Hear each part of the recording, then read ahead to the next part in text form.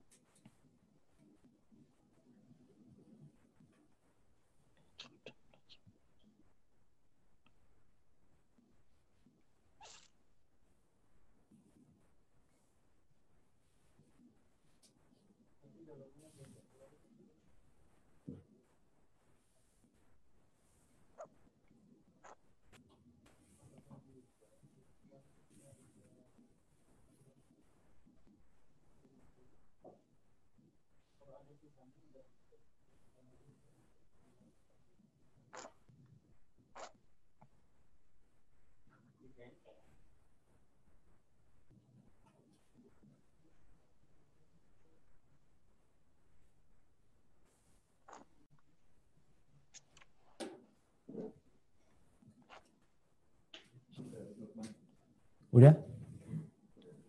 Fadal Ustaz Luqman. Nabda. Nah. طيب. بسم الله الرحمن الرحيم. الحمد لله الذي أرشد الخلق إلى أكمل الآداب وفتح لهم من خزائن رحمته وجوده كل باب أنار بصائر المؤمنين فأدرك الحقائق وطلب الثواب وأعمى بصائر المعرضين عن طاعته فصار بينهم وبين نوره حجاب هدى أولئك بفضله ورحمته وأضل الآخرين بعدله وحكمته إن في ذلك لذكرى لأولي الألباب وأشهد أن لا إله إلا الله وحده لا شريك له له الملك العزيز الوهاب وأشهد أن محمدا عبده ورسوله المبعوث بأجل العبادات وأكمل الآداب صلى الله عليه وعلى جميع الآل والأصحاب وعلى التابعين لهم بإحسان إلى يوم المآب وسلم تسليما. Segala puji bagi Allah Subhanahu wa taala yang masih memberikan kita kenikmatan, taufik sehingga kita masih bisa menghirup udara segar. Alhamdulillah, salah satu nikmat yang paling besar yang diberikan Allah kepada hambanya adalah nikmat taufik menuntut ilmu, karena dengannya kita bisa mengetahui jalan menuju surga. Sebelum kita memulai kajian, ada baiknya kita membaca adab-adab seputar kajian. Yang pertama, kepada para peserta yang menjadikan kajian online ini sebagai talibul ilmi, niat yang ikhlas, berakhlak, dan beradab yang mulia. Yang kedua, peserta wajib dengan nama asli, jika tidak, maka akan diremove oleh admin. Yang ketiga, wajib memute mikrofon saat kajian. Kemudian dilarang saling ngobrol dan bicara selama kajian. Kemudian khusus akhwat wajib menonaktifkan kamera. Kemudian pada sesi tanya jawab hanya boleh bertanya satu pertanyaan. Tekan raise hand di menu more sebelah pojok kanan di bawah atau via chat. Bila menggunakan handphone dan volume kurang terdengar, tekan menu on speaker di pojok kiri atas. Kemudian bila tidak muncul tanda mic, cari menu join audio di sebelah kiri bawah dan tekan tombol call via device audio. Kemudian silahkan sukarela berinfak terbaik tambah angka 9 di akhir transfer ke misal 50.000 Rp9 atau 100.000 Rp9 dan lain-lain. Donasi Anda bisa dikirimkan ke BNI Syariah dengan nomor rekening 052 754 2504. 052 754 2504. Kemudian Bank Mandiri 131 000 1184177. Kemudian Bank BCA dengan nomor rekening 777 07 09 193. Semuanya atas nama Hasan Taufik, dan setelah mentransfer hendaknya mengkonfirmasi ke nomor 08 11 22 38 732. Demikianlah yang bisa kami bacakan, dan untuk mempersingkat waktu, kami persilahkan kepada Ustadzul Fadil, Ustadz Syafiq Riza Basalamah, untuk melanjutkan kajian tentang karakteristik seorang muslim. Kepada Ustadz, kami waktu dan tempat kami persilahkan. Jazakumullah khairan. Ustadz Luqman. Jamaah, Assalamualaikum warahmatullahi wabarakatuh. Alhamdulillah. Alladhi hadana lihada wa ma kunna linahtadiya laula an hadana Allah. Segala puji bagi Allah Jalla Jalaluh yang memberikan hidayahnya kepada kita. Petunjuknya, bimbingannya. Yang kalau bukan karena Allah yang baik sama kita, nggak mungkin kita bisa duduk bermajlis ilmu, mau menjalankan perintah-perintah Allah, menjauhi larangannya. Allahumma salli wa sallim ala Rasulillah wa ala alihi wa ashabihi wa man wala. Ya Allah, semoga salawat dan salam senantiasa Engkau curahkan untuk utusan Allah, baginda Nabi kita Muhammad alaihi salatu wassalam, untuk keluarga beliau, untuk istri-istri beliau, untuk putra-putri beliau, dan untuk seluruh sahabat Nabi. Semoga Allah meridhai kita bersama mereka. Amma ba'd. Jamaah rahimakumullah. Pada kesempatan sebelumnya kita telah berbincang tentang bagaimana keyakinan seorang muslim. Bagaimana dia menjalani kehidupan ini. Dia senantiasa sadar bahwa Allah menciptakannya untuk mengabdi kepadanya. Dia taat dan patuh kepada pencipta. Dia ridha dengan ketentuan Allah dan takdirnya, yang baik dan yang buruk.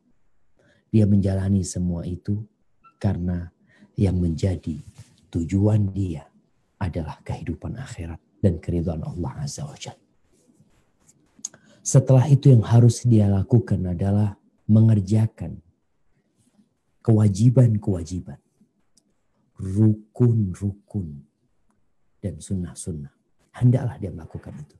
Kalau bicara seorang muslim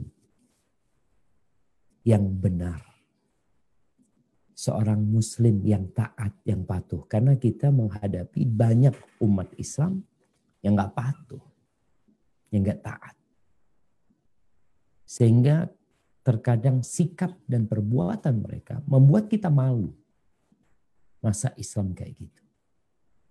Muslim itu melaksanakan kewajiban-kewajiban, rukun-rukun Islam secara sempurna. Dia tidak meremehkan. Tidak pula dia menyepelekan. Tidak juga mencari rukhsah. Bagaimana yang wajib jadi nggak wajib. Muslim nggak kayak gitu. Yang ada dalam benak dia, ini perintah ilahi, aku jalani. Yang pertama menjadi tanda dia muslim, sholat lima waktu. Tuh. Sampai-sampai Rasulullah Sallallahu Alaihi Wasallam mengatakan, Al-ahdu alladhi bainana wa bainahum as-salah, faman tarakaha faqad kafar. Yang menjadi standar antara kita sama mereka, sama orang-orang kafir itu sholat. barang siapa yang meninggalkan sholat maka dia telah kafir. Sampai seperti itu. Dan kalau kita melihat Allah Azza wa Jalla tatkala berbincang tentang orang-orang yang beriman. Coba kita buka surat Al-Mu'minun. Awal surat Al-Mu'minun.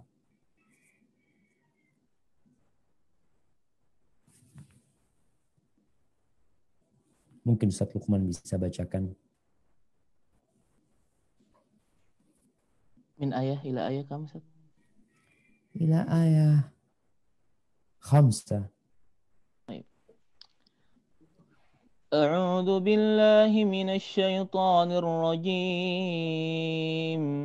بسم الله الرحمن الرحيم قد أفلح المؤمنون الذين هم في صلاتهم خاشعون والذين هم عن اللغو معرضون والذين هم للزكاة فاعلون والذين هم لفروجهم حافظون. Yang artinya, sungguh beruntung orang-orang yang beriman, yaitu orang yang khusyuk dalam salatnya, dan orang yang menjauhkan diri dari perbuatan dan perkataan yang tidak berguna, dan orang yang menunaikan zakat, dan orang yang memelihara kemaluannya. Tuh kita lihat.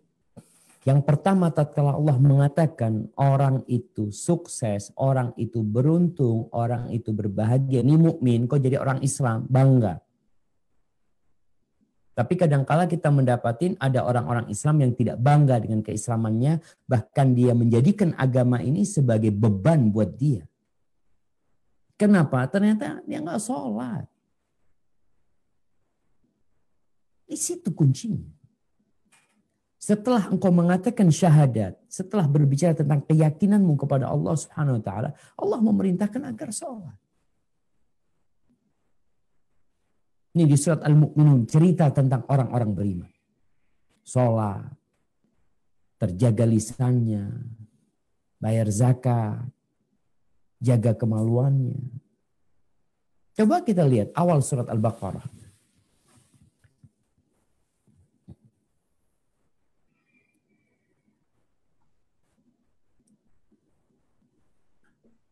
Nah, bismillah. Ila ayah. Ila ayah khamsah. أعوذ بالله من الشيطان الرجيم بسم الله الرحمن الرحيم ألف لام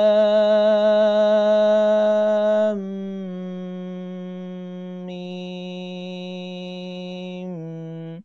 ذلك الكتاب لا ريب فيه هدى للمتقين الذين يؤمنون بالغيب ويقيمون الصلاة ومما رزقناهم ينفقون والذين يؤمنون بما أنزل إليك وما أنزل من قبلك وبالآخرة هم يوقنون أولئك على هدى من ربهم وأولئك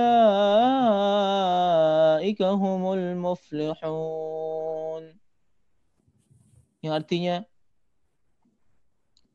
Alif Lam Mim. Kitab Al-Quran ini tidak ada keraguan padanya.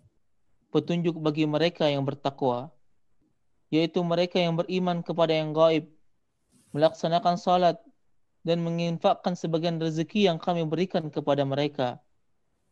Dan mereka yang beriman kepada Al-Quran yang diturunkan kepada Muhammad dan kitab-kitab yang telah diturunkan sebelum engkau, dan mereka yakin akan adanya akhirat. Merekalah yang mendapat petunjuk dari Tuhannya, dan mereka itulah orang-orang yang beruntung. Barakallahu fikum. Ahibbati fillah. Nih di awal surat Al-Baqarah. Allah berbincang tentang orang-orang yang bertakwa. Lalu Allah tutup bahwa mereka adalah orang-orang yang beruntung. Apa yang mereka kerjakan? Yang pertama bicara keimanan. Ya, keyakinan. Mereka beriman dengan yang gaib. Kemudian ada aplikasi yang dipraktekkan dalam kehidupan ini. Karena ada orang-orang ketika kita tegur dia, kamu nggak sholat, yang iman takwa itu di sini, Ustaz. Takwa itu di dalam hati. Yang penting hatinya bersih. Subhanallah. Engkau jangan bikin syariat sendiri. Iya, takwa itu tempatnya di sini. Nabi menunjuk ke dadanya. At-taqwa hahuna. At-taqwa hahuna. At-taqwa hahuna.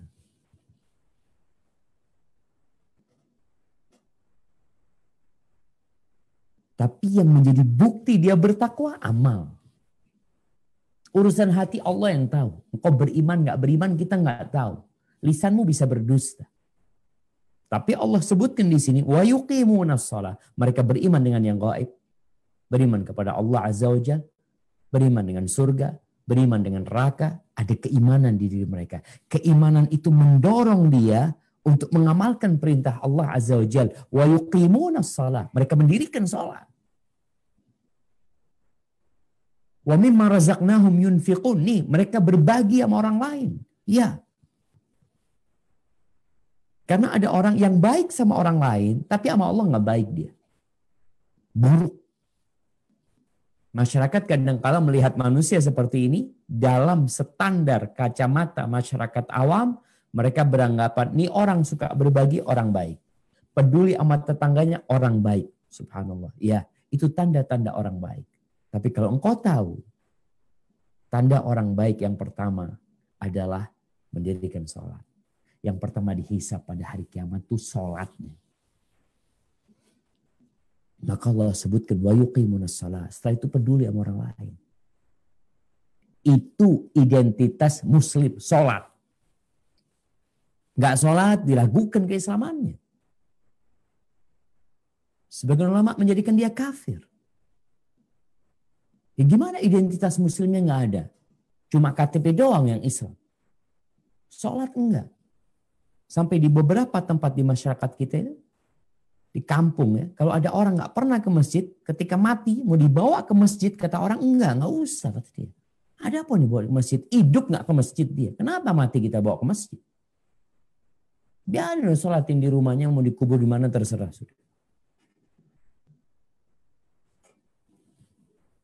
Maka buat kawan-kawan yang kadang-kala ada mu'alaf masuk Islam karena pernikahan. Lihat sholat enggak dia.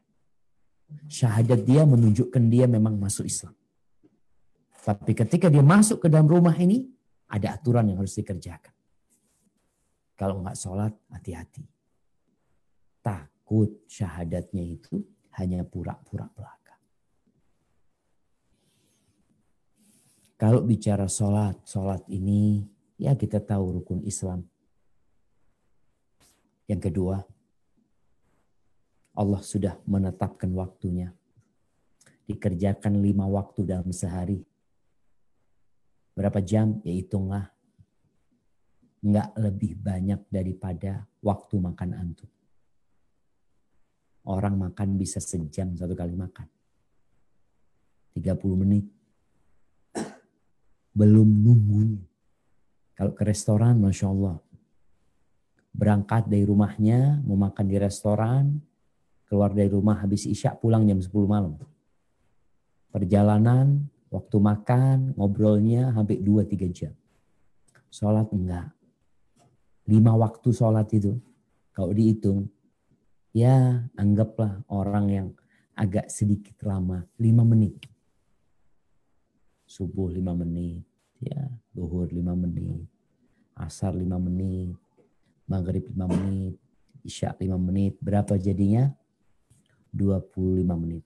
Plus wudhunya, persiapannya 25 menit. Gak sampai 1 jam. Ini bicara identitas ya, identitas muslim. Tandanya itu orang Islam kelihatan dari sholat. Barang siapa yang mendirikan sholat, maka dia telah menegakkan tiang agama. Engkau orang beragama. Barang siapa yang meninggalkan sholat, dia telah menghancurkan agama. Di negeri kita ada orang-orang yang Islam KTP, mungkin disebut Islam abangan, sing penting eling, sholat enggak. Haibatifillah, kalau bicara amalan, sholat ini afdalul a'mal, amalan yang paling mulia. Abdullah bin Mas'ud radhiyallahu anhu pernah bertanya kepada Rasulullah sallallahu alaihi wasallam, ayyul a'mali afdal? Amalan apa yang paling mulia? Apa kata Abdullah bin Mas'ud? Bertanya kepada Nabi alaihi salatu wasallam, bukan amalan yang paling ringan dikerjakan. Orang biasanya kalau tanya ingin yang murah bagus, ya. Ini ingin yang paling bagus. Urusan harga belakangan. Yang penting kualitas. Tuh orang cerdas kayak gitu. Dia ketika hendak membeli sesuatu yang dia lihat yang terbaik. Harga bisa nego atau apa nanti, yang penting yang terbaik. Ini pertanyaan Abdullah bin Mas'ud untuk kehidupan akhirat dia. Kata Nabi SAW, as-salatu ala waktiha. Salat tepat waktu. Tuh yang pertama. Yang berkaitan dengan hak pencipta dia. Qultu thumma ay. Setelah itu apa? Qala birrul walidain.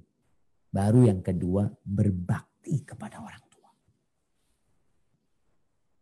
Kalau ada anak, Masya Allah anakku ini Ustaz, soleh Ustaz, berbakti banget sama aku. Cuma nggak sholat, nggak baik. Antum sebagai orang tua perlu doa dia.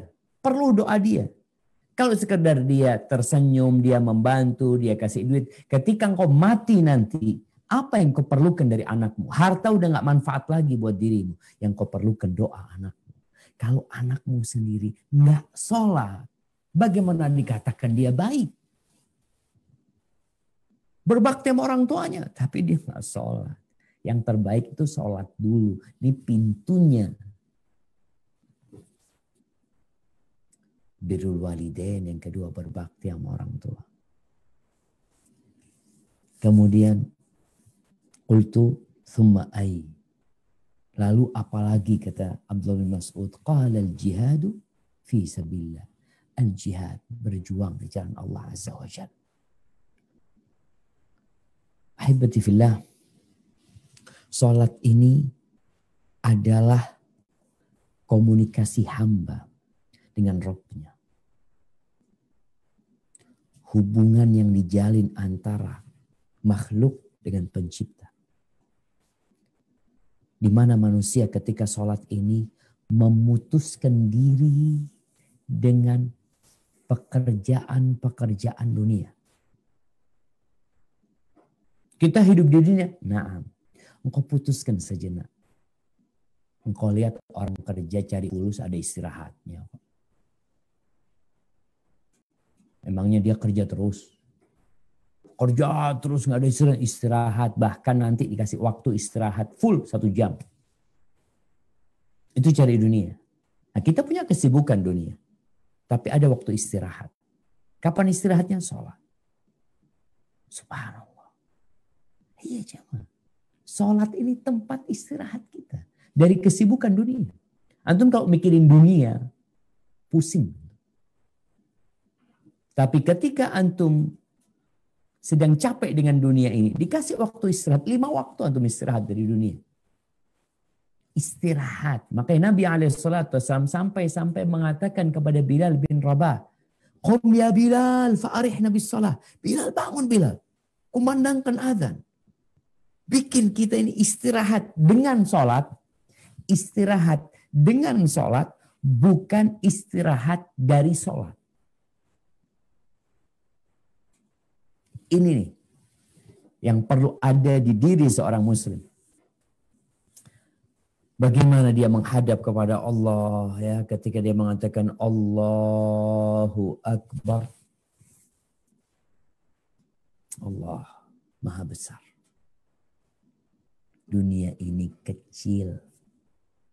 Langit yang 7 lapis dan bumi akan dilipat, akan berada di genggaman Allah Subhanahu wa ta'ala. Kecil dunia. Anak kadangkala ada pikiran-pikiran dunia yang ganggu dalam sholat. Ada satu permasalahan yang harus diselesaikan. Tapi tatkala anak ingat Allahu Akbar, sudah selesai. Urusannya selain Allah. Allah kalau menyelesaikan tinggal Allah mengatakan kun fayakun. Jadi.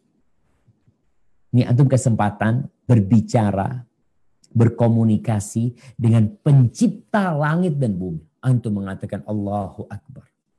Ketika antum mengatakan Alhamdulillahi Rabbil Alamin. Itu Allah jawab. Allah mengatakan Hamidani abdi. Hambaku sedang memujiku. Ar-Rahmanir Rahim. Athna alayya abdi. Hambaku menyanjungku. Maliki yaumiddin. Majadani abdi. Allah menjawab, Allah mengatakan hambaku sedang mengagungkan aku. Ketika engkau mengatakan iyyaka na'budu wa iyyaka nasta'in. Hadza baini wa baina abdi. Ini separuhnya buat aku, separuhnya buat hambaku. Engkau mengatakan kepadamu kami beribadah hanya kepadamu. Dan hanya kepadamu kami minta pertolongan. Ketika hamba mengatakan ihdinas siratal mustaqim. Hadza li abdi wa li abdi ma sa'al. Ini untuk hambaku dan bagi hambaku apa yang dia pinta. Allahu Akbar jemaah. Gimana nih Allah buka buat antum pintunya lebar-lebar agar antum minta apa aja sama Allah. Di sini kalau kita lihat spesial banget sholat. Kita kalau ada urusan ketemu orang penting ya. Dan kita tahu tuh fulan kayaknya bisa bantuin kita. Kita datang ke rumahnya. Katanya tunggu dulu ya. Orangnya sedang tidur. Ya kita tungguin. 1 jam, 2 jam, 3 jam dikatakan afwan orangnya. Gak bisa nemuin sekarang, besok ya. Kita tetap berusaha untuk jumpain dia. Karena kita ada harapan sama dia. Kenapa sama Allah Azza wa Jalla yang pintunya nggak pernah ditutup, yang setiap waktu engkau menghadap kepada Allah Subhanahu wa taala, engkau katakan Allahu Akbar. Kau menengadahkan tanganmu memohon kepada Allah, Allah dengar. Nggak perlu ada penjaga-penjagaan. Pintunya dibuka terus. Di sini hamba ketika sholat itu sejatinya dia sedang mengambil ya. Menguatkan dirinya agar dibimbing sama Allah SWT agar tetap berada di jalan yang lurus. Jadi nggak mengherankan kalau sholat itu menjadi amalan yang paling agung, amalan yang paling mulia. Karena itu menjadi bekal dia. Kita tuh bawa bekal habis sholat ya Allah. Kayak bawa sumber air. Dan sholat ini menghapuskan dosa-dosanya. Makanya gimana nih orang banyak dosanya gak sholat lagi. Jadi gak pernah dia bersih-bersih. Kotor dirinya, jiwanya. Rasulullah SAW bersabda. Beliau mengatakan, Ara'aitum, law anna nahran bi babi ahadikum, yaghtasilu minhu kulla yawmin 5 marrat. Menurut kalian gimana? Kalau ada sebuah sungai. Sungai ini berada tepat di depan pintu salah seorang di antara kalian. Namanya ada sungai. Maka dia tiap hari mandi dari sungai itu 5 kali. Sungai air mengalir, tinggal nyemplung. Tinggal loncat, Masya Allah. Ya. Airnya jernih, bersih. 5 kali dia mandi. Kita Indonesia mandi 2 kali. Ini Nabi memberikan contoh alaihi salatu wassalam. Ada sungai di depan rumahnya. Maka tinggal mandi dia tiap hari di sana loncat, berenang. Hal yabqa min daranihi syai'. Apakah akan tersisa dari kotoran di tubuhnya? Daron itu mungkin kayak apa ya? Bahasa Jawanya itu bolot, coba. Apa bahasa Indonesianya? Hah? Daki. Daki ya. Itu akan hilang loh. 5 kali. Qalu la yabqa min darani, enggak akan tersisa dari dagingnya sedikit pun habis. Apa kata Nabi alaihi salatu wassalam? Fadzalika mathalus salawatil khams yamhullah bihinnal khataya. Itulah perumpamaan salat yang 5 waktu yang dengannya Allah menghapuskan dosa-dosa hamba. Ini proses tiap hari kita bersih-bersih. Antara subuh ya sama waktu zuhur ya, mungkin ada perbuatan-perbuatan yang kita kerjakan yang tidak diridhai Allah Azza wa Jalla, insya Allah dihapuskan. Habis zuhur istirahat, orang lalu bekerja, mungkin ada obrolan-obrolan yang nggak berguna, nggak bermanfaat. Sholat asar menghapuskan dosa dia. Nanti ba'dal asar ada kegiatan, sibuk dengan handphonenya, sibuk dengan tontonannya. Ada di situ hal-hal yang dibenci Allah yang ditonton. Insya Allah sholat maghrib dihapuskan tuh dosanya. Terus kita berada dalam proses pembersihan dan penyucian. Sholat yang 5 waktu. Makanya muslim ketika tahu dia itu pelaku dosa, maka kerjanya dia sholat terus dia. Nah, gimana Ustaz? Ya, tentunya kembali kepada Allah dengan bertobat. Abdullah bin Mas'ud radhiyallahu anhu, hadis tadi diriwayatkan Imam Bukhari dan Muslim. Dan hadis ini diriwayatkan oleh Imam Bukhari dan Muslim juga dari Abdullah bin Mas'ud bahwasanya ada seorang laki-laki asaba min ra'atin qublah.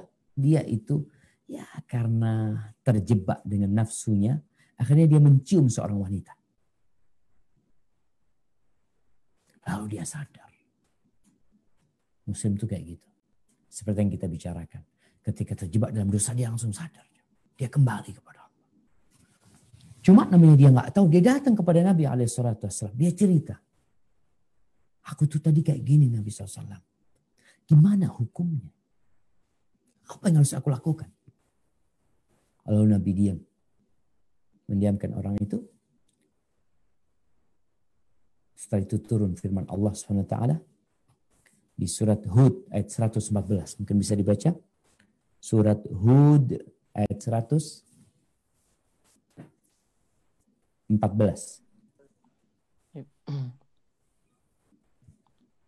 A'udzu billahi minasy syaithanir rajim.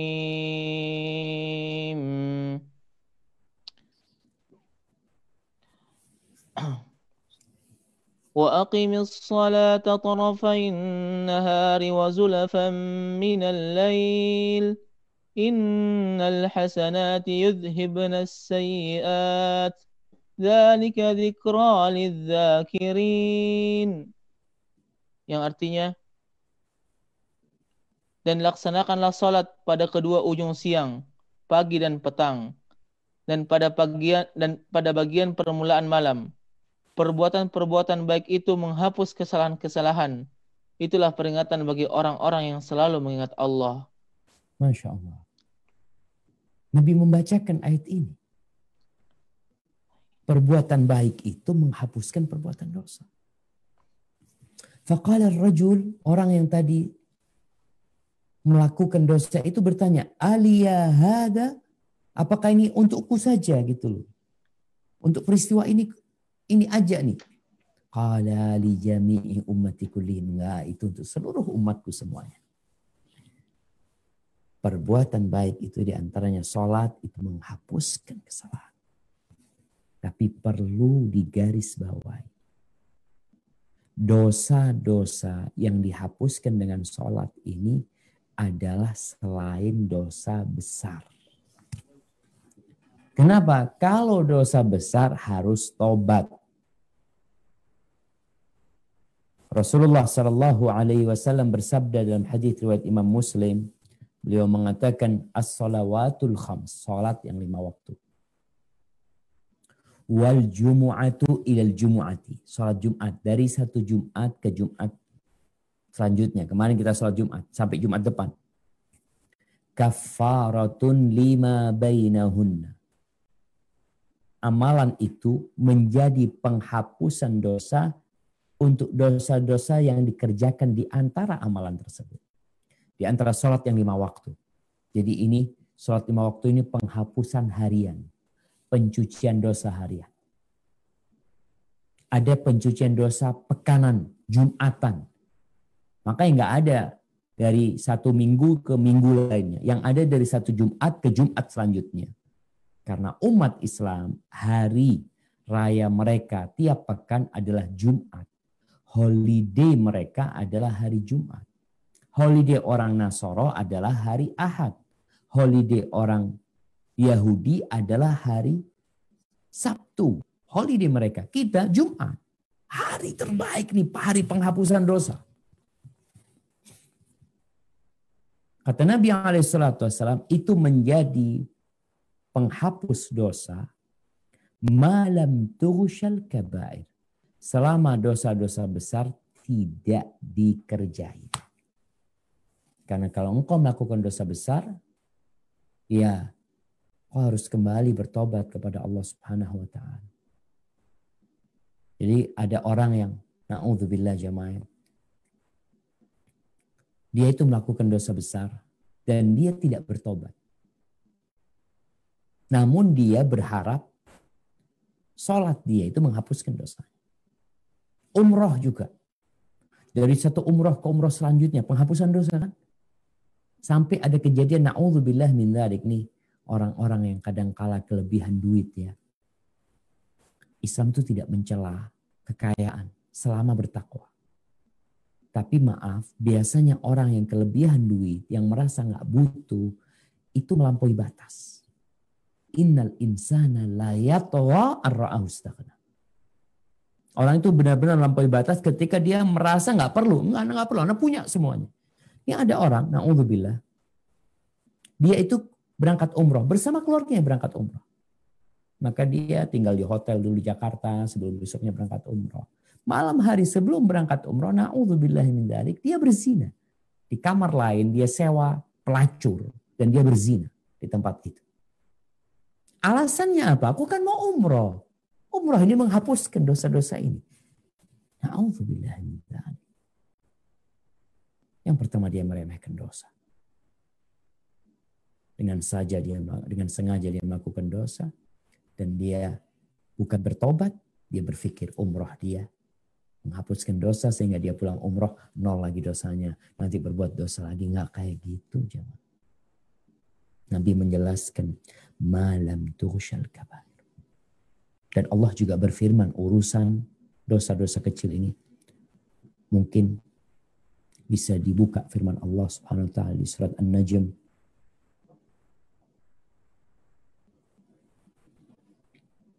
Bismillah.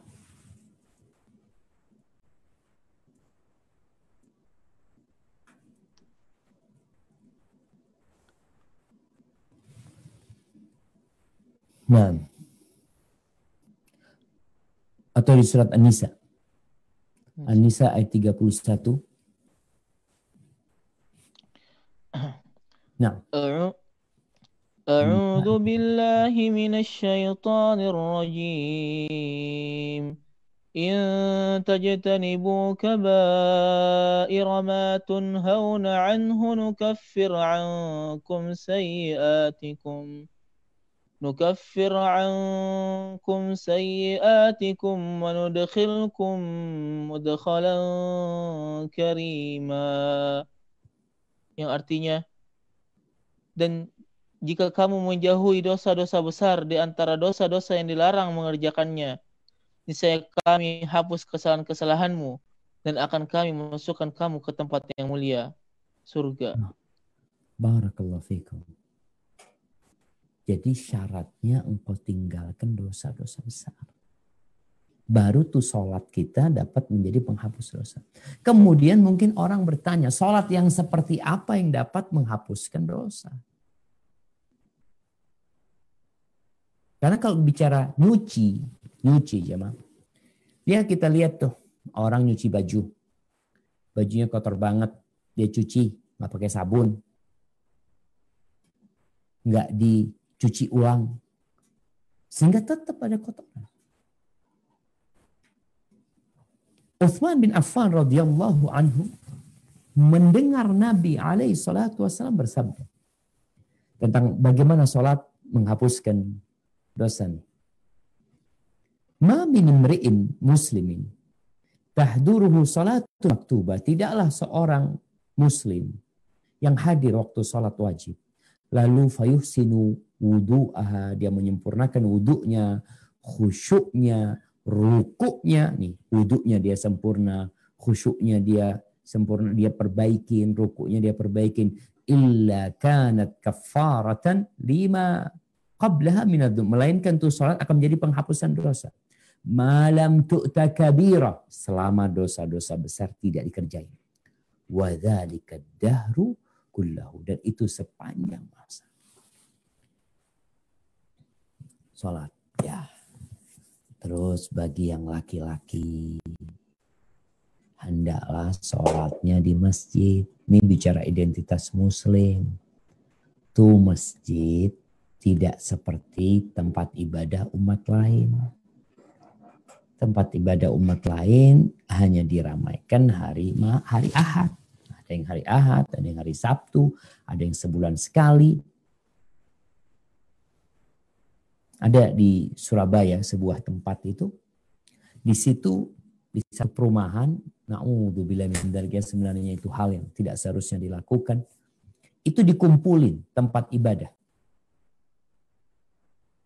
Masjid, gereja, kelenteng, gereja lagi, vihara kalau nggak salah ya,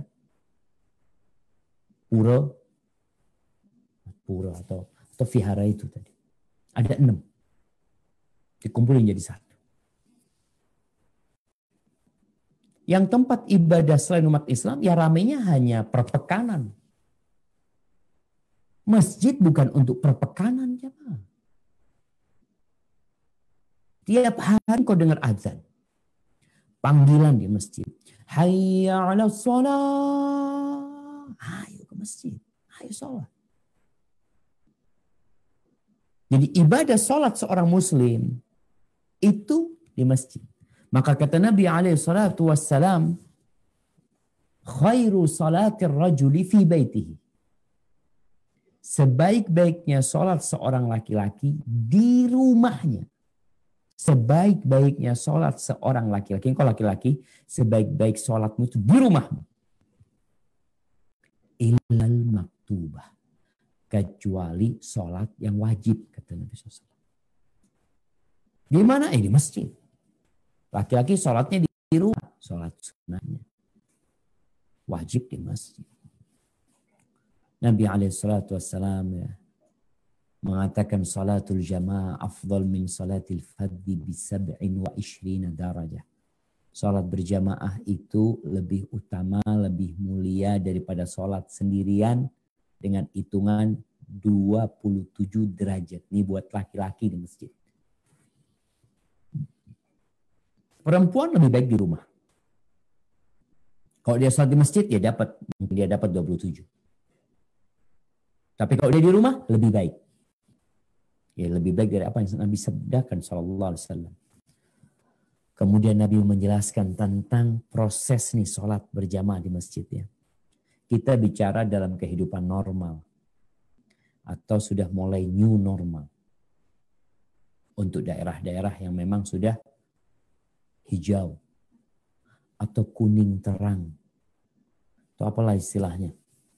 Tapi masjid sudah dibuka dan memang kondisinya aman, maka berangkat ke masjid laki-laki. Kata Nabi SAW, idza tawadda'a, seorang muslim itu kalau mengambil wudu dia, fa ahsanal wudu, lalu dia memperbagus wudunya. Enggak terburu-buru, enggak cepet-cepetan, tapi dia perbaiki wudunya. Ya kalau bisa memang sekali cuci tangan boleh, Tapi 2 kali lebih baik, 3 kali lebih utama, 4 kali boleh. Menyempurnakan wudhu itu ikut aturan, standarnya 3 kali. Paling maksimal. Maka kata Nabi SAW, faman zada, barang siapa yang nambah dari 3 kali,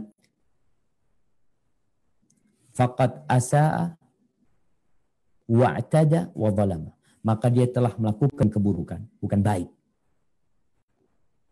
Maka dia telah melewati batasan, berlebih-lebihan, dan dia telah melakukan kezaliman.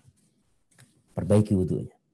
Jadi jangan karena di Indonesia banyak air, wah di masa Nabi kan airnya dikit. Ustaz, sekarang banyak air. Ana cuci tangan 7 kali, Ustaz. Basuh wajah 17 kali. Supaya dosa-dosanya lebih banyak yang turun. Engkau tambah banyak dosanya. Maka perbaiki wudhu. Thumma kharaja ilal masjid. Nih, Nabi mengatakan, kemudian dia setelah wudhunya berarti di tempat tinggal dia. Kemudian dia berangkat menuju ke masjid. La yukhrujuhu illa shalah. Niat dia keluar dari rumahnya, keluar dari tempat tinggalnya, niat dia cuma satu, sholat. Lam yakhtu khutwatan illa rufi'at lahu biha darajah. Maka tidaklah dia melangkahkan satu langkah kakinya, melainkan akan diangkat derajatnya satu. Wa hutta anhu biha khati'ah. Dengan satu langkah itu, satu dosa juga dihapuskan. Fa idza shalla, kalau kemudian dia salat, lam tazalil malaikatu tusalli alaihi ma dama fi musallahu ma lam yuhdith. Ketika dia salat, dia duduk di tempat salatnya, selesai salat, maka malaikat-malaikat akan terus-terusan bersalawat kepada dia selama dia di tempat sholatnya dan tidak berhadas. Nggak batal wudhunya. Allahumma salli alaih. Apa doanya malaikat? Ya Allah, berikan salawatmu kepada dia. Allahumma arhamhu. Ya Allah, rahmati dia. Wala yazalu fi salatin man tadhara salah. Dan dia dihitung dalam keadaan sholat selama menunggu sholat. Ini hadis riwayat Bukhari dan Muslim. Maka jemaah, dia itu terhitung dalam kondisi sholat selama menunggu sholat. Kadangkala di beberapa masjid ya sebelum pandemik ini, ana biasa kajian ba'dal maghrib. Ana usulkan kepada takmir masjid kalau bisa isyaknya dimundurkan. Ustaz kan lebih baik sholat tepat waktu ya. Sholat isya dimundurkan bukan berarti kita nggak tepat waktu. Tetap di waktunya. Waktu sholat isya termasuk panjang. Bahkan Nabi SAW ingin mengundurkan waktu isya. Ana sampaikan kepada pengurus kalau bisa sholat isyanya diundur. Setelah selesai kajian. Apa alasannya? Salah satu alasannya agar jamaah tetap dapat pahala sholat. Kenapa? Karena dia nunggu sholat isya. Tapi kalau kemudian sholat diadakan, lalu habis itu lanjut kajian, mereka tidak terhitung sedang menunggu sholat. Mereka menunggu apa? Mereka sedang menunggu kajian bubar. Maka di sini kita lihat Nabi SAW menjelaskan tuh, selama dia menunggu sholat, ya, seperti orang sholat maghrib di masjid, lalu dia nunggu sholat isya. Dari sholat maghrib sampai isya, dia duduk di sana, dia istirahat, dia berzikir. Malaikat itu terus mengatakan, Allahumma arhamhu, Allahumma salli alaihi. Terus kita nggak mau berlomba-lomba. Dan Nabi SAW memberikan kabar gembira kepada orang-orang yang semangat sholat berjamaah di masjid. Apa kata Nabi SAW? Man ghada ilal masjid awraha, barang siapa yang pagi berangkat ke masjid atau di waktu petang berangkat ke masjid, a'addallahu lahu fil jannati nuzulan kullama ghada awraha. Maka Allah akan sediakan hidangan buat dia di surga setiap dia pergi pagi dan petang. Itu udah disiapin buat dia hidangan tersebut. Kita sekarang di dunia makan hidangan di rumah Allah, di masjid. Balasan yang sebenarnya nanti Allah siapkan hidangan untukmu nanti di surga. Pagi dan petang karena engkau orang rajin ke masjid, dapat tuh hidangan terus spesial buat engkau. Memang di surga ada banyak kenikmatan, tapi spesial buat orang-orang yang sholat berjamaah di masjid, engkau memiliki derajat yang berbeda. Langkahmu aja diangkat derajatmu dengannya. Dan Allah sediakan buat engkau hidangan-hidangan yang istimewa setiap pagi dan petang. Ahibati fillah, oleh karena itu kalau antum membaca bagaimana para sahabat Nabi mengerjakan sholat berjamaah di masjid, antusias mereka, semangat mereka, kita ini malu.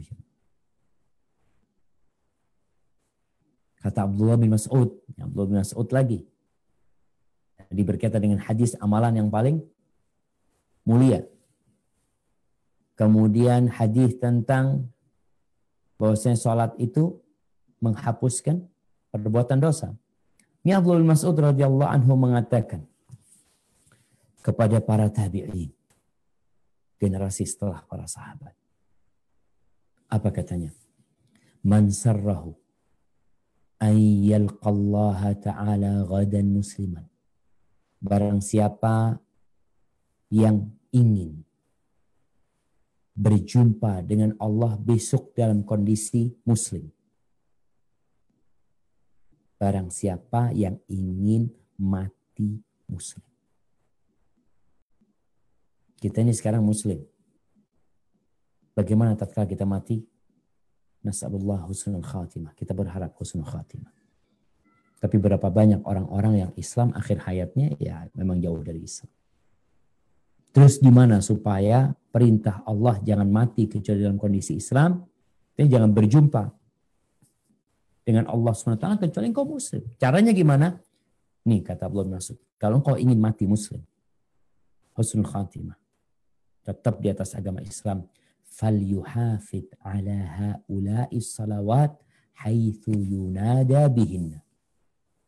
Maka hendaklah dia menjaga sholat yang 5 waktu itu di tempat dikumandangkannya panggilan untuk sholat di masjid. Fa innallaha syara'a li nabiyyikum sallallahu alaihi wasallam sunanal huda. Sesungguhnya Allah Jalla Jalaluh mensyariatkan buat nabi kalian, buat nabi kita Muhammad SAW, sunnah-sunnah petunjuk. Jalan-jalan petunjuk. Ada banyak jalan. Tapi ada jalan petunjuk. Engkau kalau ngelewatin tuh jalan, engkau sampai ke tempat tujuan. Wa innahunna min sunanil huda. Dan sholat yang 5 waktu di masjid itu ternyata termasuk jalan-jalan petunjuk. Walau annakum sallaitum fi buyutikum kama yusalli hadzal mutakhallif fi baitihi la taraktum sunnata nabiyyikum. Kalau kalian sholatnya di rumah kalian, sebagaimana tuh orang-orang yang sholat di rumahnya, maka kalian telah meninggalkan sunnah Nabi kalian. Walau taraktum sunnata nabiyikum la dhalaltum. Kalau kalian meninggalkan sunnah jalannya Nabi kalian, kalian akan tersesat. Allahu Akbar jemaah. Nih. Orang yang meninggalkan sholat berjamaah di masjid, dia potensi tersesat. Kenapa dikatakan seperti itu? Kata Abdullah bin Mas'ud, engkau meninggalkan jalan petunjuknya Nabi lu. Nabi udah ngasih tahu sama kita. Sallallahu alaihi wasallam, nih jalannya. Berangkat ke masjid ya, 5 waktu. Berangkat ke masjid. Lalu kita, enggak ke masjid. Kan sunnah hukumnya. Kan ada khilaf di antara para ulama. Ada yang mengatakan wajib, ada yang mengatakan sunnah. Ya biarlah, ini bukan bicara hukum fikihnya. Tapi bicara engkau meninggalkan jalannya Nabi. Kita aja diwasiatin sama bapak kita. Nah, kamu harus seperti ini. Kita taat sama bapak kita. Kantor aja kasih aturan sama kita. Engkau masuk jam sekian. Kita masuk jam segitu.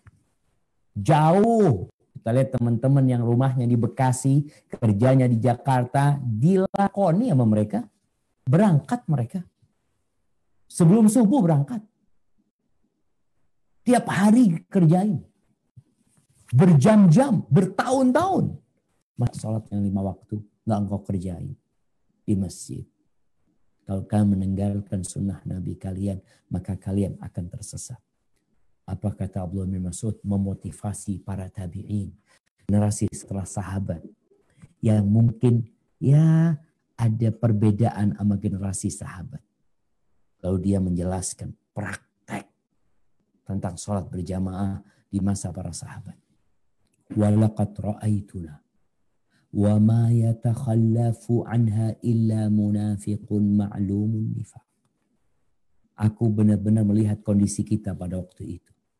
Tidak ada seorang pun yang meninggalkan sholat berjamaah di masjid tanpa uzur pada masa kita itu, kecuali dia orang munafik ma'lumun nifaq, yang kemunafikannya udah nampak, udah maklum, udah orang udah tahu memang munafik tuh.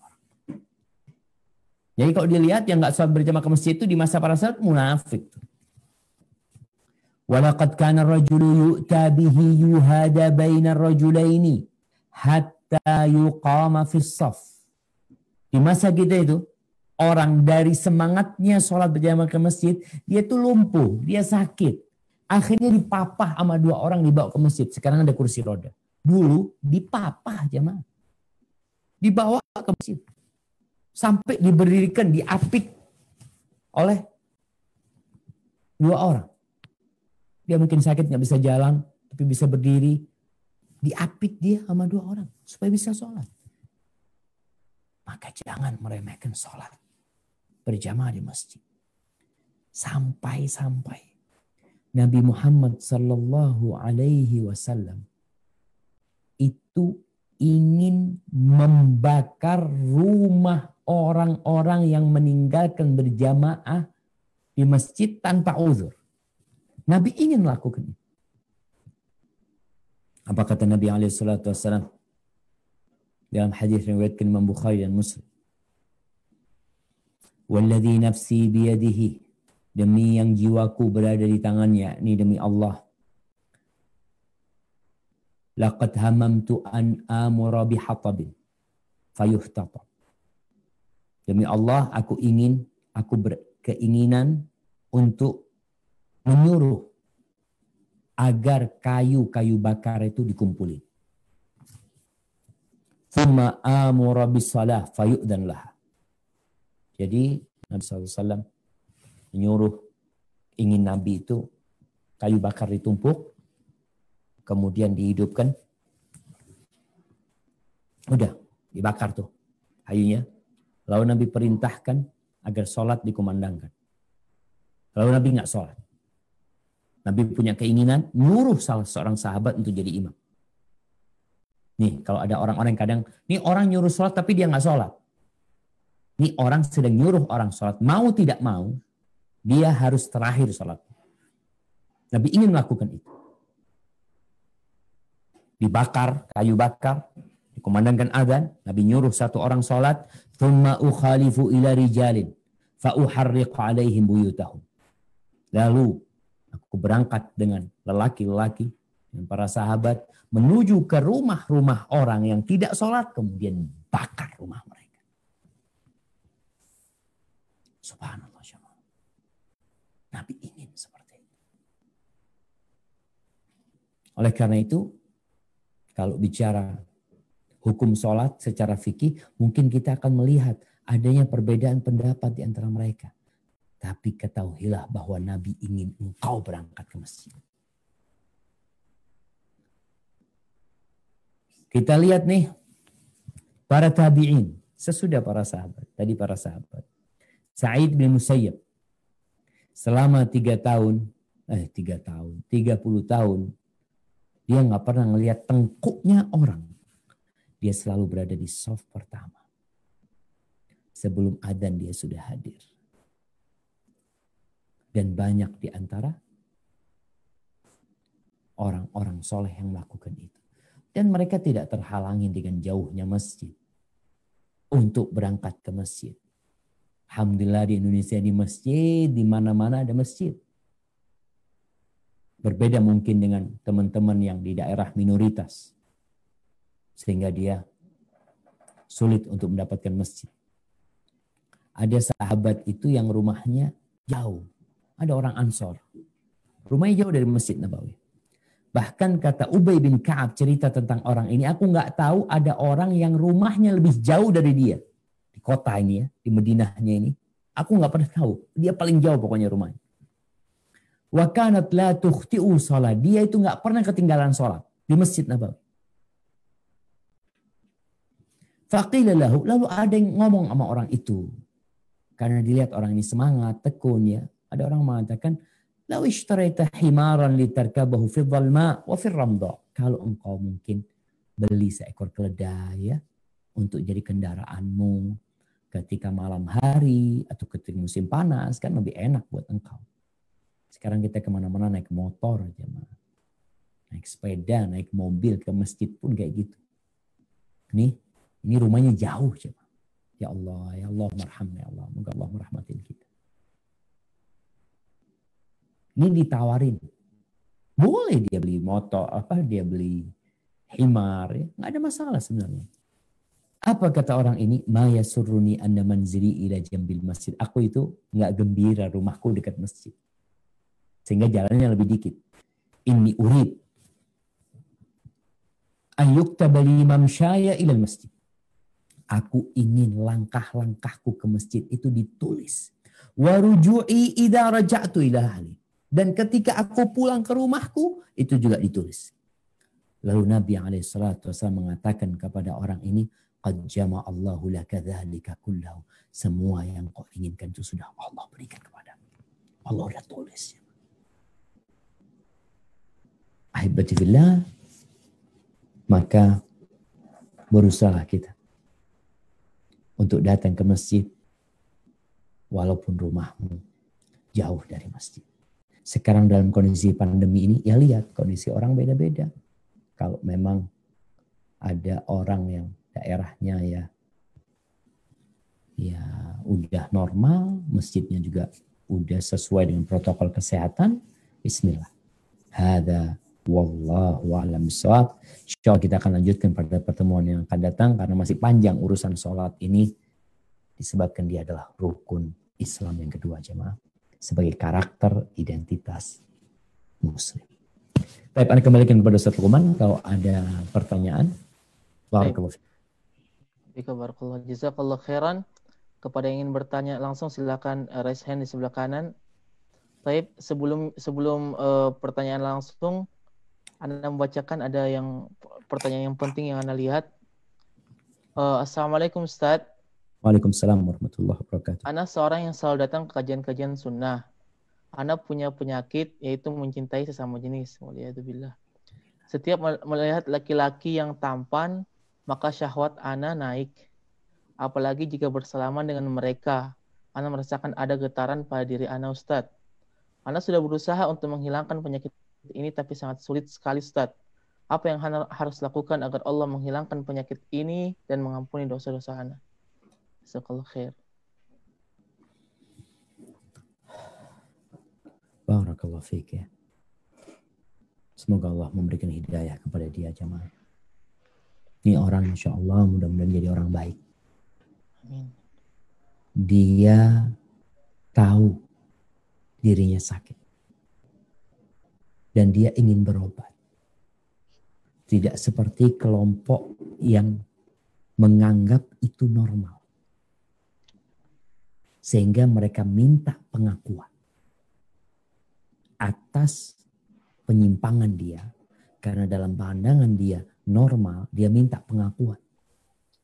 Bahkan kita tahu di beberapa negeri sudah dilegalkan pernikahan sesama jenis. Na'udzubillah. Baik. Semoga Allah menyelamatkan kita ya. Itu ujian, jemaah. Ya ujian. Apa yang harus dilakukan? Yang pertama, nasihat ana, engkau hendaklah minta tolong sama Allah. Dengan cara puasa sunnah. engkau coba dawamkan puasa Senin Kemis. Dawamin. Minta sama Allah SWT. Ketika engkau berpuasa, ketika engkau berbuka. Agar Allah menyelamatkan dirimu dari bisikan-bisikan buruk. Karena ada setan yang ingin membawa dan menyeretmu ke dalam api neraka. Dengan perbuatan itu. Yang kedua, tundukkan pandanganmu. Ketika melihat laki-laki yang tampan. Tundukkan.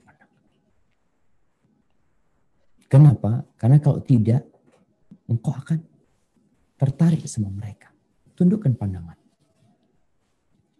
Kemudian yang ketiga, yang harus engkau lakukan adalah banyak-banyak bermajelis dengan orang yang berilmu. Dengan harapan engkau dijagain. Engkau dikasih nasihat terus. Karena kadangkala kalau engkau jauh, ya engkau akan kembali keinginan-keinginan seperti itu. Insya Allah kalau engkau menghindari tempat-tempat yang menyebabkan penyakitmu kambuh. Orang tuh sekarang kondisi pandemi ya.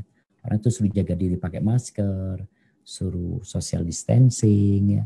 Yang seperti itu engkau jaga. Tapi engkau tahu penyakitmu apa. Dan ana berdoa. Memohon kepada Allah SWT dengan nama-namanya yang indah, dengan sifat-sifat yang mulia, agar Allah menjauhkan kita semua bersama anak keturunan kita dari penyakit LGBT ini. Dan kita memohon kepada Allah agar yang bertanya itu disembuhkan sama Allah dan dihindarkan dari penyakit tersebut. Hadza wallahu a'lam bissawab. Baik, jazakallah khairan. Kemudian pertanyaan yang ingin bertanya langsung kepada Bapak Rahadian Abu Zidan, tafadhol. Syukran. Assalamualaikum warahmatullahi wabarakatuh, Ustaz. Waalaikumsalam warahmatullahi wabarakatuh. Barakallahu fikum. Wafikum mubarak. Naam, tafadhol. Ustaz, mudah-mudahan ada hubungannya dengan kajian semalam Ustaz terkait adab dan ilmu. Mungkin ada hubungan dengan karakteristik umat Islam begitu Ustaz ya. Begini Ustaz terkait adab terhadap istri. Kadang memang anak kalau di kantor itu lebih apa yang Ustaz sebelumnya informasikan itu lebih menjaga image gitu Ustaz ya. Nah, kalau di rumah misalkan anak kadang sering punya sifat jahil sama istri gitu yang bikin kadang-kadang istri kesel gitu tapi memang hanya untuk main-main. Apakah ada batasan gitu Ustaz untuk godain istri maksudnya menjahil kepada istri itu atau diperbolehkan apapun gitu Ustaz, batasan. Syukran jazakallah. Yang penting jangan sampai dia marah antum jahilin. Kalau bicara batasannya jangan sampai dia marah. Jangan sampai dia ngambek. Bergurau itu boleh. Tapi memang jamaah kalau bicara jahilin ini, Ana nggak tahu seperti apa model jahilinnya. Mungkin untuk nanti bisa jelasin ya. Ana punya anak. Yang pertama, dulu dia sempat main game di HP anak itu. Ada game di HP apa di komputer ya dulu Ana lihat dia main game itu. Main game yang ada orang nyemprot di stasiun, dia semprot kereta api ya, terus nanti dikejar sama polisi, nanti dia lari ya. Dia pokoknya jahilin orang kemudian dia menyelamatkan diri. Ternyata itu berdampak kepada dirinya, akhirnya dia suka jahilin adik-adiknya umpamanya. Jadi apa yang ditonton itu bisa berbahaya sama kita. Makanya kalau tadi antum suka jahilin istri, apakah memang disebabkan ada hal-hal sebelumnya menyebabkan antum punya keinginan jahilin orang? Nabi SAW beliau membolehkan para sahabat bergurau. Tapi kata Nabi SAW, la yukhabbi ahadukum asa akhihi jadan au hazil. Atau kama qala Nabi SAW. Nggak boleh kalian menyembunyikan tongkat saudaranya, tongkatnya, dalam kondisi dia bergurau atau serius. Kita dulu waktu SD, kadangkala berangkat ngaji, nanti kita Nyembunyikan sandalnya Pak. Sandalnya Sohib ya. Sohib masih mungkin ringan tapi tetap nggak boleh. Gimana ustadznya sandalnya disembunyikan? Ini yang kadang-kala bermasalah. Maka kalau boleh Anda tahu jahilin seperti apa. Jadi batasan-batasannya yang pertama nggak boleh kita menyembunyikan milik dia, milik saudara kita, baik itu dalam bergurau atau dalam serius. Yang kedua, kita nggak boleh mengancam dia dengan ancaman dengan senjata tajam, baik itu serius atau bergurau. Nggak boleh. Kemudian yang ketiga, antum harus tahu ada ucapan-ucapan suami istri yang harus dijaga. Salah satunya yang berkaitan dengan cerai. Cerai itu seriusnya dan humornya atau guraunya itu jatuh. Hadza wallahu a'lam bishawab. Jadi usahakan ketika bicara menghidupkan adab bersama istri, bikin istri gembira. Bikin istri gembira sehingga dengan gurauan itu cinta dan kasih sayang semakin bersemi, bukan malah pergi nantinya. Hadza wallahu a'lam bishawab. Baik, jazakallah khairan Ustaz. Kemudian pertanyaan selanjutnya, Bismillah, bagaimana Ustaz, berdosakah anak-anak melaksanakan tuntutan syariat Islam terutama sholat dikarenakan karena pernikahan dengan mu'allaf yang qadarullah ternyata setelah menikah selama 10 tahun bapaknya menentang ajaran Islam dan melarang anak-anaknya melaksanakan ajaran Islam. Jazakallah khairan. Maksudnya Ustaz, berdosakah seorang ibu yang tidak berhasil menjaga anak-anaknya melaksanakan tuntunan syariat Islam? Nah, nanti harus gugat cerai. Sebenarnya kalau bicara gugat cerai, wallahu a'lam bishawab, kayaknya pernikahannya udah batal. Jadi ada suami, ini si anak ikut suami, ibunya masih suami istri atau gimana Lukman?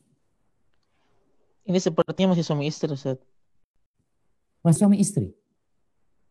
Iya, Ya. sepertinya masih suami istri. Kalau ternyata suaminya udah murtad, maka pernikahanmu batal. Pernikahanmu batal. Jadi bukan gugat cerai jemaah. Tatkala ada salah satu pasangan yang murtad, maka nggak perlu gugat cerai sang istri. Suaminya murtad nggak perlu gugat cerai. Ya udah, memang sudah rusak. Pernikahannya itu batal dengan seperti itu. Afwan Ustaz. Tinggal diurus surat-suratnya. Di sini banyak orang-orang yang na'udzubillah, engkau akan ditanya sama Allah Subhanahu wa taala ketika menikah dengan seorang mu'allaf. Apakah niatmu pada waktu itu? Apakah niatmu agar dia masuk Islam sehingga bisa dibimbing, atau karena dia tampan, dia ini karena kekayaannya, hanya karena syarat KUA harus syahadat, dia syahadat masuk Islam.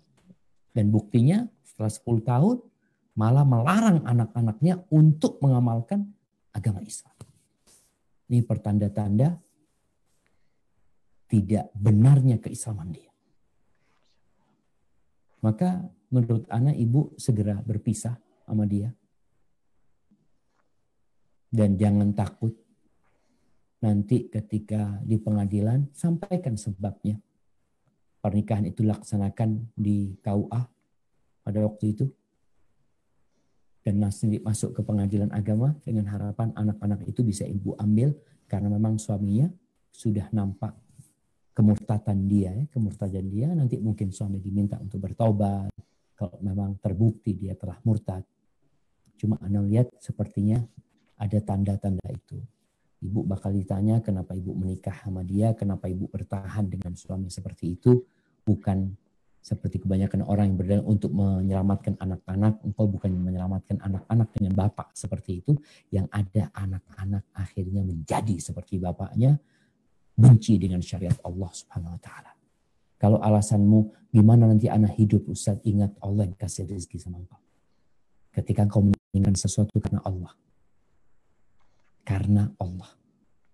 Engkau dulu menikah mungkin bukan karena Allah. Sekarang engkau meninggalkan sesuatu karena Allah, maka Allah akan kasih ganti yang lebih baik.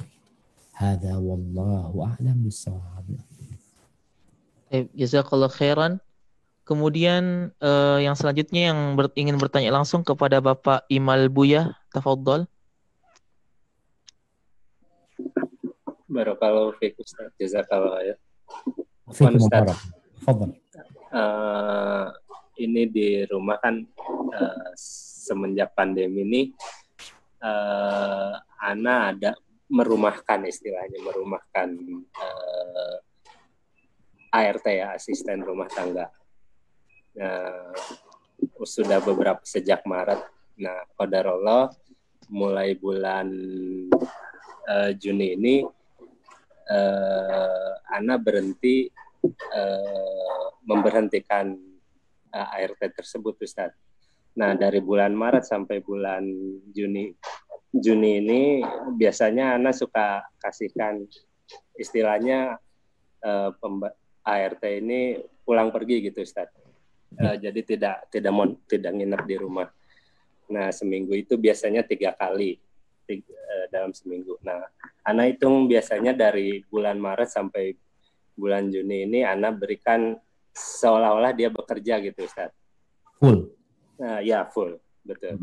Nah, baru sebulan terakhir ini Ana berhentikan, tapi ART ini terus-terusan WA ke istri Ana gitu, Ustaz. Jadi gimana ya, istri Ana jadi seperti merasa terganggu gitu, Ustaz.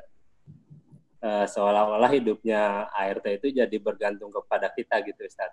Padahal oleh istri Ana sudah dijelaskan bahwa ke depannya karena kondisi keuangan juga di pekerjaan juga penghasilan anak sedikit berkurang, jadi sudah tidak bisa memberi bayar untuk asisten rumah tangga itu gitu, Ustaz. Bagaimana ya, Ustaz? Apakah Ana sempat berpikir kalau misalnya Ana memberikan lagi dalam seminggu itu memberikan lagi istilahnya sedekah gitu, Ustaz, takutnya nanti ART itu WA lagi gitu atau minta lagi gitu, Ustaz. Bagaimana ya solusinya, Ustaz? Assalamualaikum warahmatullahi wabarakatuh. Waalaikumsalam warahmatullahi wabarakatuh. Nah, jemaah, ini pentingnya tatkala kita punya asisten rumah tangga, pembantu di rumah, pelayan di rumah. Selama dia bekerja dengan kita, dia adalah orang yang dekat sama kita. Kita perlu sama mereka. Mereka juga perlu sama kita. Kadangkala selama ini kita tidak menanamkan nilai-nilai keimanan sama dia. Jadi sekedar memanfaatkan tenaga dia dan keahlian dia. Ini bukan sama ART aja ya. Ana sampaikan kepada semua yang punya anak buah bekerja sama dia, tolong engkau jangan hanya berbagi uang sama dia, berbagi iman sama dia, berbagi ilmu sama dia. Sehingga ART-nya ini mungkin sama levelnya sama majikannya nantinya dari sisi keimanan. Cerita bagaimana seorang budak yang dijual sama majikannya karena perlu uang. Ini budak dijual sama majikannya karena perlu uang. Akhirnya jam 3 malam kira-kira sebelum subuh bangun nih budak perempuan ini. Dia bangunkan satu rumah. As-salah, as-salah, as-salah, as-salah, as-salah, kata dia. Bangun semua orang-orang. Dibangun sama budak ini, kata dia.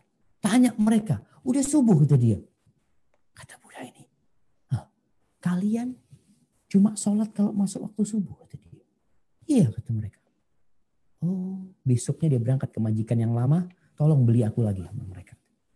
Kau berikan kepada aku, engkau jual aku kepada orang-orang yang tidak tahu sholat kecuali sholat wajib. Enggak, aku enggak mau. Sampai seperti itu. Artinya itu ART yang tinggal di tempat kita, ternyata dapat ilmu dari kita, dapat iman dari kita. Kita bagikan kebiasaan indah sama dia. Sehingga dia berpisah pun dia tetap menjaga tuh ibadah itu. Nah, kalau kondisinya seperti yang tadi, yang perlu diberikan adalah bicara keimanan sama dia ya. sampaikan bahwasanya memberikan rezeki Allah Subhanahu wa taala, dan sampaikan tatkala Allah buka pintu rezeki buat aku, doakan insya Allah kita akan panggil lagi. Tapi untuk sementara jadi memang diputus sama mereka dan bagikan keimanan sama mereka. Ana rasa ya ada hal-hal dalam kehidupan ini yang kita harus pilih, yang terkadang ada yang sakit hati. Tapi mau tidak mau, itu juga sebagai pelajaran buat mereka. Agar mereka bergantung sama Allah Subhanahu wa taala. Dan sampaikan kepada orang-orang seperti itu, contohnya anak. Anak tuh, bayi itu. Kenapa sama orang tuanya disapih? 2 tahun berhenti nyusu. Kenapa? Apakah karena kebencian orang tua? Bukan. Agar anak itu tumbuh besar dengan vitamin, dengan asupan gizi yang lebih baik. Karena sudah gak berguna lagi.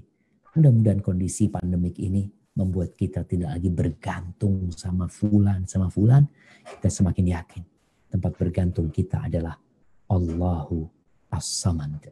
Barakallahu fikum. Hadza wallahu a'lam bissawab. Baik, jazakallahu khairan Ustaz. Kemudian pertanyaan selanjutnya, Assalamualaikum. Afwan, izin bertanya, bagaimana cara istri menasihati tanpa menggurui suami yang sholatnya lebih sering di rumah daripada di masjid? Memang dilakukan berjamaah tapi di rumah. Barakallahu fikum.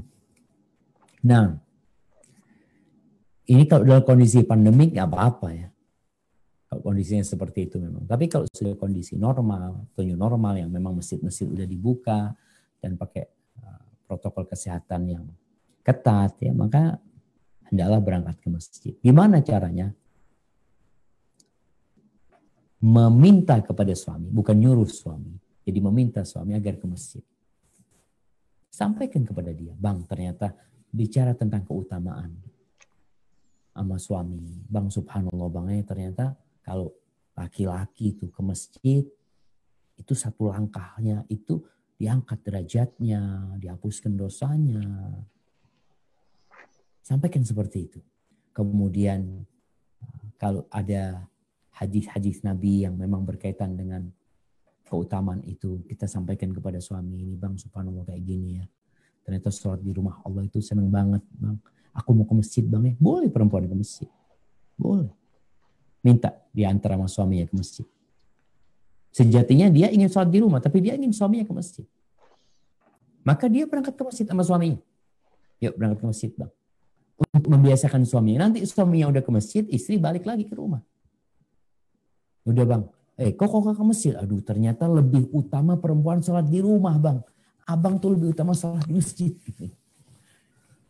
Jadi intinya memang perempuan boleh sholat di masjid, tapi tidak dianjurkan. Dianjurkan perempuan sholat di rumah. Tapi sekarang dalam proses ngajarin suaminya, mungkin bisa sekali-kali minta sama suami, subuh umpamanya ketika gelap-gelap, yuk Bang, yuk ke masjid yuk. Sekalian pulang nanti jalan-jalan biar sehat, Bang. Ada pembiasaan-pembiasaan. Karena orang yang biasa di rumah itu udah kebiasaan. Tapi orang yang sudah ke masjid, Masya Allah. Karena sudah terbiasa jadi ringan buat dia.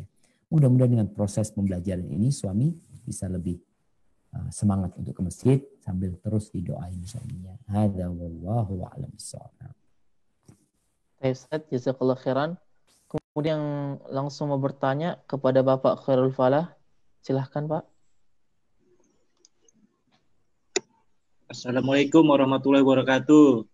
Waalaikumsalam warahmatullahi wabarakatuh. Ahlan wa sahlan. Gimana kabar keluarga antum? Alhamdulillah. Berkat doa Ustadz dan teman-teman Pak Bimo dan teman-teman, alhamdulillah Ustadz, kami sekeluarga dinyatakan negatif dari virus COVID-19 Ustadz. Alhamdulillah, alhamdulillah. Alhamdulillah Ustadz. Udah di Ustadz. rumah semua kalau gitu? Iya, kemarin sempat diisolasi Ustadz selama 14 hari. Masya Allah, makan enak terus. Tidak boleh kemana-mana. Alhamdulillah tetangga mensupport untuk sembako Ustaz. Alhamdulillah. Makanya lihat tambah gemuk kayaknya antum ini. Alhamdulillah Ustaz. Tapi ya stres juga Ustaz, karena kan kita tahu sendiri Ustaz ya, ganosnya virus ini gitu Ustaz. Ya, jadi kita sempat was-was juga, terutama ke istri. Kemarin kan sempat 3 kali tes gitu Ustaz. alhamdulillah tes ketiganya di tes swab menyatakan negatif Ustadz hasilnya. Gratis tapi tesnya kan? Alhamdulillah ya Ustadz, dari puskesmas di sini Ustadz, di Sumberjaya Tambun. Alhamdulillah Ustadz. Terima kasih atas doanya semua untuk Ustadz. Nah, tafadhol. Kalau ada yang ingin tanyakan? Ya Ustadz, ini Ustadz mengenai hadis yang saya baca itu Ustadz, yang keutamaan berwudu dari rumah. Ya. Ana pernah dengar juga dari Ustadz Fulan, kalau kita ingin mendapatkan yang 20 derajat itu Ustadz, keutamaan fadilahnya itu misalnya kita harus wudu dari rumah gitu Ustadz. Nah, misalnya kita sudah wudu dari rumah nih Ustadz, di dalam perjalanan ke masjid kita buang angin gitu Ustadz, kita wudu lagi di masjid, apakah hilang gitu Ustadz keutamaan 20 derajat yang kita dapat itu Ustadz? Itu aja Ustadz. Nah, barakallahu fikum. Allah jamaah. Baik jamaah.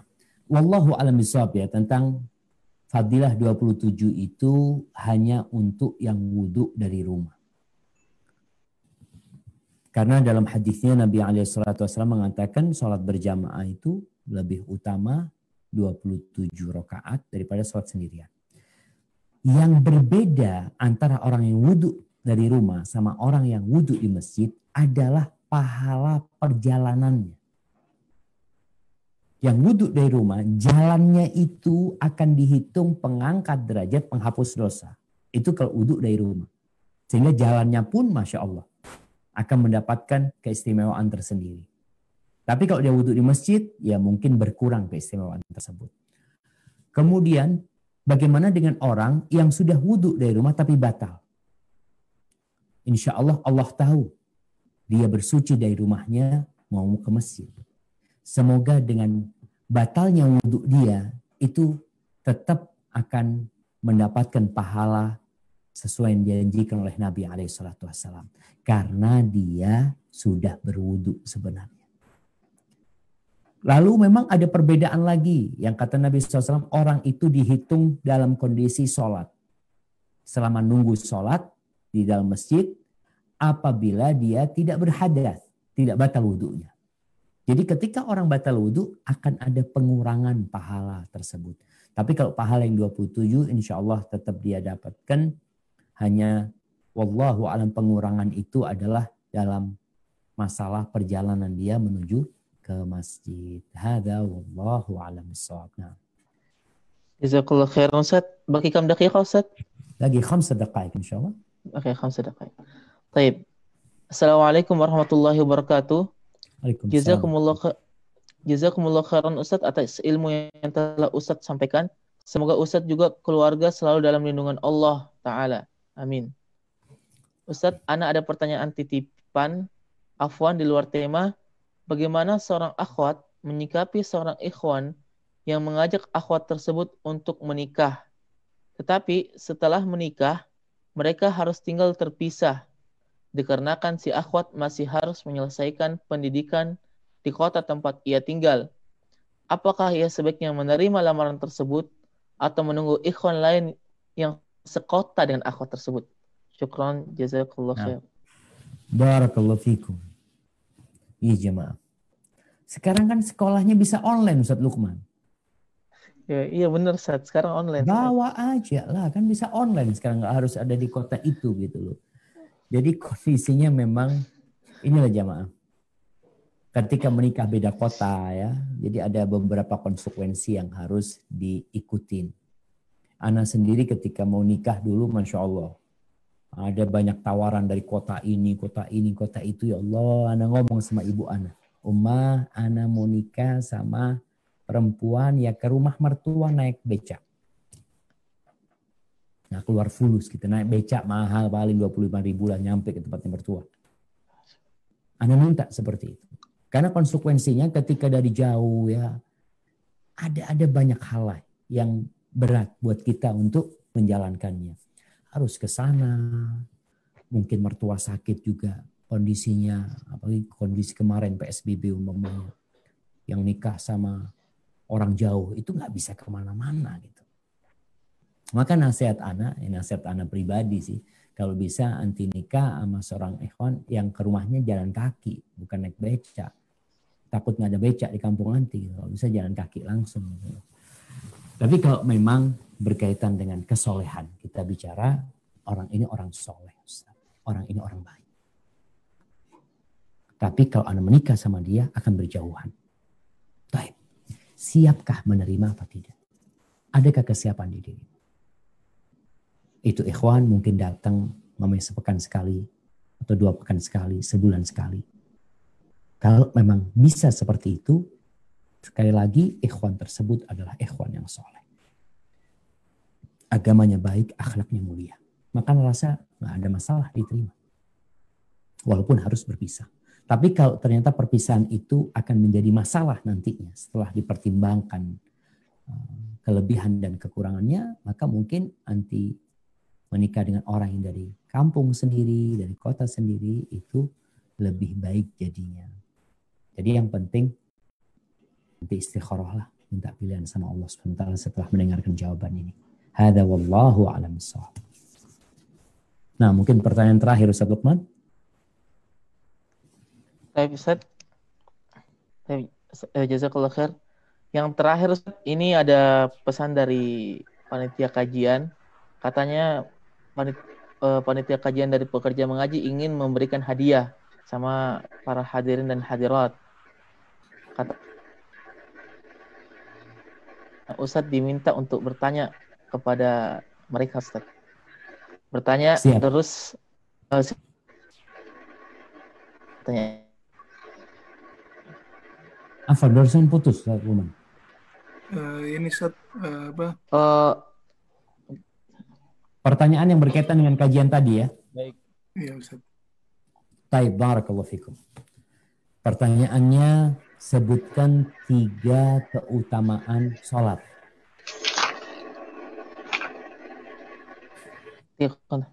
Taib, nanti jawabannya dikirim ke nomor panitia ke chat kemana? host, chat Oh, host, kirim ke chat ya?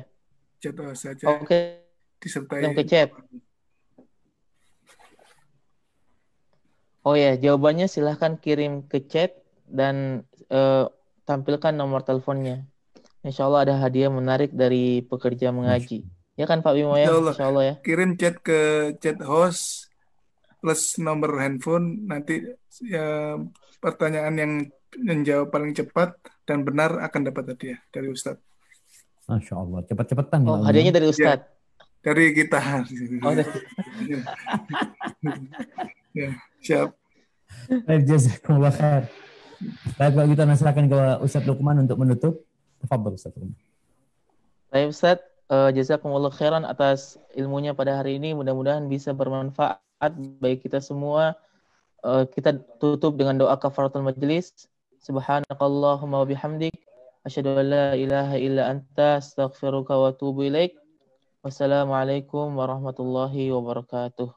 Waalaikumsalam warahmatullahi wabarakatuh. Afwan, sebelum berpisah, sebelum live, jemaah sekalian, tadi ada yang belum ditambahkan, Ustaz Lukman, Afwan, Ana untuk menambahkan kembali informasi bahwa di kajian mengaji, alhamdulillah kami sudah meluncing grup kajian mengaji di Telegram ya.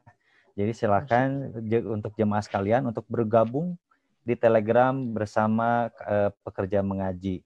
Seperti itu. Sekali lagi jemaah sekalian, sebelum live kami ingin informasikan bahwa pekerja mengaji baru saja melaunching grup kajian pekerja mengaji di Telegram ya. Namanya pekerja mengaji. Jadi silahkan jemaah untuk mengikuti atau join di grup Telegramnya pekerja mengaji, seperti itu. Tambahannya itu Ustaz Lukman.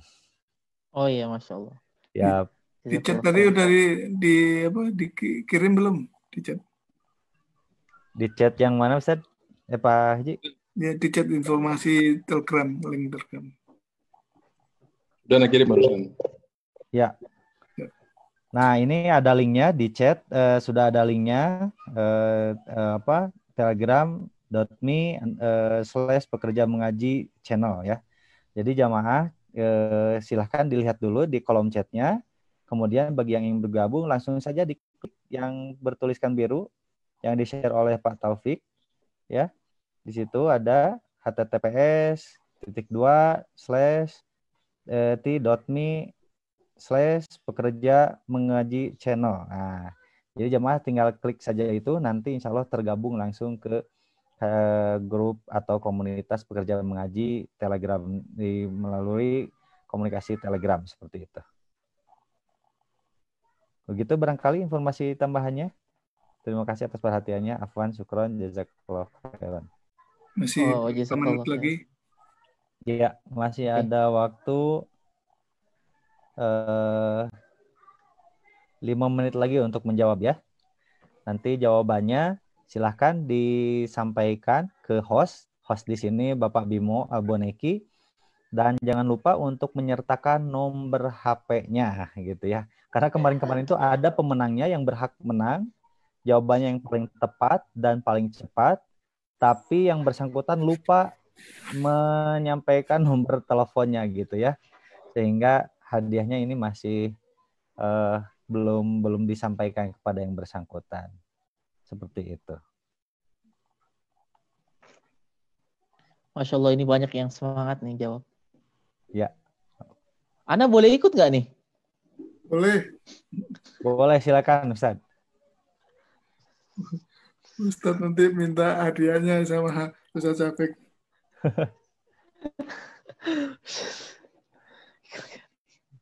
Itu saja mungkin tambahan dari ini atas nama panitia. Syukran, jazakallah. Assalamualaikum. Waalaikumsalam warahmatullahi wabarakatuh. Berarti Pak Bimo nanti dihubungi yang menang ya, Pak Bimo ya? Ya, nanti kan setelah 10 menit kita filter Kita cari, jawabannya yang paling filter, cepat, yang paling betul. Nanti ada informasi dari Ustaz Syafiq, jawabannya ABC gitu. Nah, baru kita pilih. Insya Allah.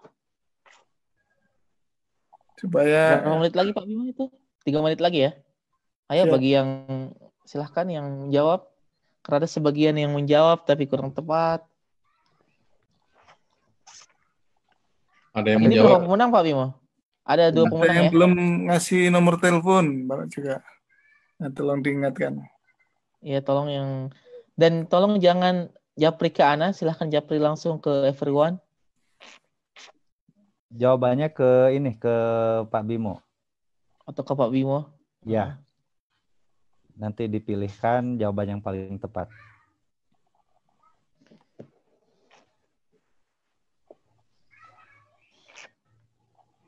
Ini berapa pemenang? 2 ya? 2 pemenang saja.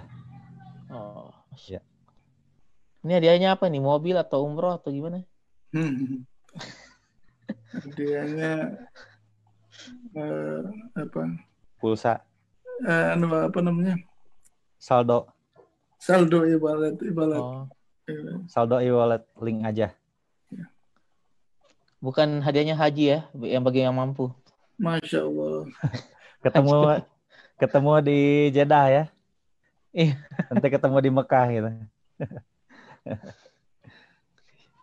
Baik, sekali lagi mengingatkan kepada jamaah yang sudah menjawab, silahkan disertakan pula nomor teleponnya atau nomor HP-nya ya, untuk kami informasikan, dikonfirmasi apabila jamaah yang terpilih atas jawaban yang paling tepat dan yang paling cepat, sehingga kami dapat dengan mudah menunaikan kewajiban kami sekaligus juga haknya jamaah sebagai pemenang seperti itu.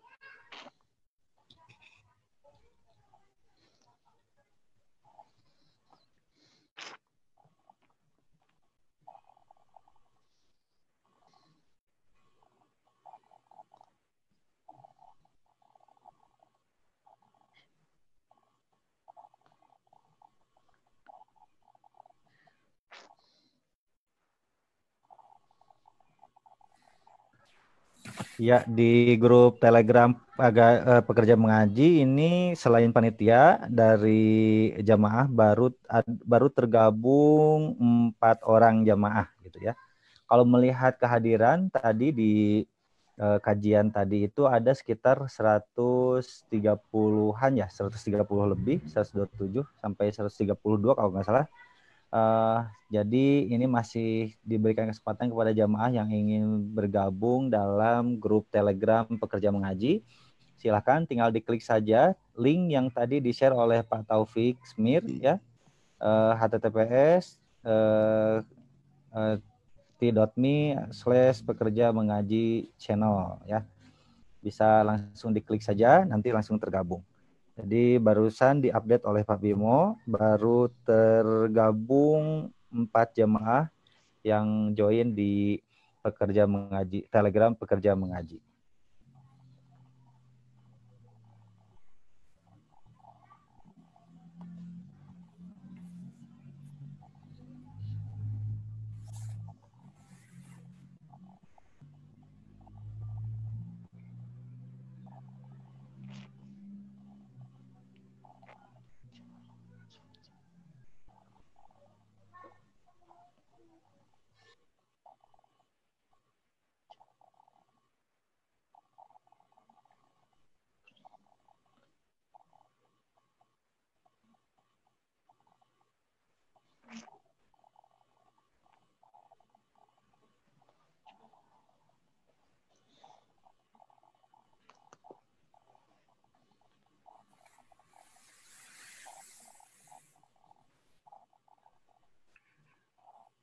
Berapa menit lagi Ustadz Lukman? Sepertinya sudah habis. Udah. Ya, sudah habis. 11:10.